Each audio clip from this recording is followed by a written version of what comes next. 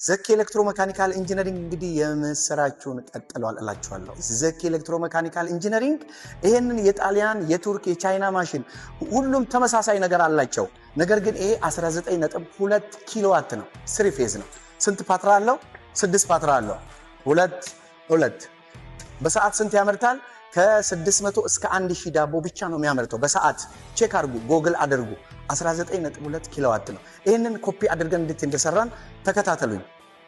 እንግዲህ ዘኪ ኤሌክትሮሜካኒካል ኢንጂነሪንግ የ28 ዓመታት ማሽነሪ የማምረት አቅም ያለው አፕዴት እያደረገ የመጣ ይሄንን ከ19.2 ኪሎዋት በአንድ ጊዜ 15.2 ኪሎዋት በመቀነስ 4 ኪሎዋት በማድረግ በቤት ቆጣሪ የሚሰራ ባለ 6 ፓትራ እዛ ያሳየዋችሁን ማለት ነው። 6 ፓትራ ኦኬ፣ 6 ፓትራ በቤት ቆጣሪ የሚሰራ 21 ፓትራ የሚይዝ ማኮፈሻ ያለው ማሽነሪ ዘኪ አምርቷል። ልዩነቱን ላሳያችሁ ደግሞ ሚክሰር ጋር እዚህ ማብኪያው ጋር ስንመጣ ማብኪያው 25 ኪሎ ግራም ከ10 ኪሎ ግራም እስከ 25 የማብካት አቅም ያለው ማሽነሪ ነው። ወደ እነሱ ጋር ስንመጣስ ወደ ውጭ ጋር ስንመጣ ይሄው የምታውቁት ነው። ይሄ 16 ኬጂ ነው። ስለዚህ በኤሌክትሪክ ኮንሰፕሽንም በዋጋም 70% ነው ዋጋችን ልዩነቱ።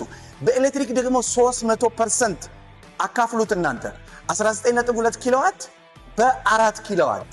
ስለዚህ ዘኪ ኤሌክትሮሜካኒካል ኢንጂነሪንግ ይለያል የምንነውና የ3 ዓመት ዋስትና የምንሰጠው በምክንያት ነው ማለት ነው። ዘኪ ኤሌክትሮሜካኒካል ኢንጂነሪንግ ይሄ ብቻ አይደለም፣ ለ5 አፍሪካ ሀገሮች ኤክስፖርት ያደርጋል። ስለዚህ ኤክስፖርት ስታንዳርድ የሆኑ ማሽኖች ናቸው ማለት ነው። ዘኪ እንግዲህ ባለ 6 ፓትራ ብቻ አይደለም፣ ባለ 1 ፓትራ እዚህ ላይ እንደምታዩት ባለ 1 ፓትራ፣ ባለ 2 ፓትራ፣ ባለ 3፣ ባለ 4 ፓትራ እያለ በርካታ ማሽኖችን ዘኪ ኤሌክትሮሜካኒካል ኢንጂነሪንግ ይለያል። መልካም ቀን።